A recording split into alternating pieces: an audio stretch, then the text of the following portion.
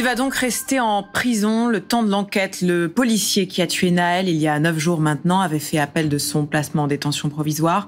Sa version des faits vient d'être dévoilée dans un premier rapport de l'IGPN. Il affirme n'avoir jamais eu l'intention de tuer et explique avoir eu peur pour son collègue Hugo Puffnet. Le policier qui a tué Nahel M restera en prison.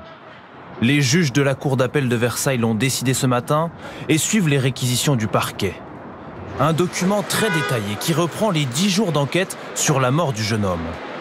Il détaille d'abord les minutes précédant son décès. À Nanterre, à 7h55, alors que 2 motards de la police tentent de l'arrêter, Nahel M refuse d'obtempérer. Une longue et dangereuse course-poursuite s'engage, selon la déposition des policiers. Il a conduit à vitesse élevée avec de brusques accélérations, des franchissements de feux rouges fixes et passages de carrefour à pleine vitesse et sans précaution pour les piétons. Il a même fait une embardée volontaire vers l'un des policiers.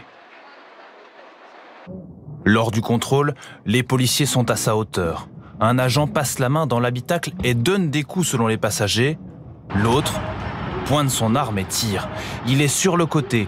Pourtant, dans le premier rapport, ce n'est pas ce qui apparaît. Le fonctionnaire de police s'est mis à l'avant du véhicule léger pour le stopper. Le conducteur a essayé de repartir en fonçant sur le fonctionnaire. Le tireur a-t-il menti sur sa position? Devant l'IGPN, il a en tout cas présenté une version différente.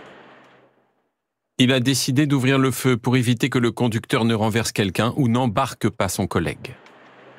L'avocat de la famille de Nahel a déjà porté plainte pour faux en écriture publique. L'avocat du policier, lui, s'offusque de son maintien en détention. Mon client qui n'a rien à faire en prison, parce que ce n'est pas un délinquant, ce n'est pas quelqu'un qui va prendre la fuite au Guatemala, c'est quelqu'un qui, dans le cadre de ses fonctions, a pensé faire un acte qui était autorisé par la loi et qui était nécessaire à sa survie.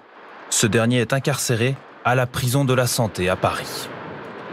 On va aller un peu plus loin avec Sophie Neumeyer du service police-justice. Bonjour. Bonjour. Sophie, d'abord, c'est important, il faut rester extrêmement prudent sur les conclusions de cette fiche, de ce document. Oui, voilà, de cette fiche Pégase sur laquelle sont effectivement retranscrits ces mots. Le conducteur a essayé de repartir en fonçant sur le policier, car l'exploitation des conversations tenues sur la radio de la police démontre en tout cas que ce n'est pas le policier mis en cause, celui qui a tiré, qui prononce ces mots. Et bien sûr, l'enquête devra s'attacher à trouver quel est le fonctionnaire qui a retranscrit ces mots. Alors, le policier qui a tiré sur Nahel est maintenu, on l'a appris tout à l'heure, en détention. En détention, pour quelle raison est-ce qu'il est maintenu en détention? Alors effectivement, la chambre de l'instruction de la cour d'appel de Versailles a décidé de suivre les réquisitions du procureur général qui avait motivé sa demande de maintien en détention pour 3 raisons. Empêcher d'éventuelles pressions sur les témoins, notamment le temps de déterminer lequel des 2 policiers prononce les mots « une balle dans la tête », ces mots que l'on peut entendre sur cette vidéo qui est largement circulée sur les réseaux sociaux.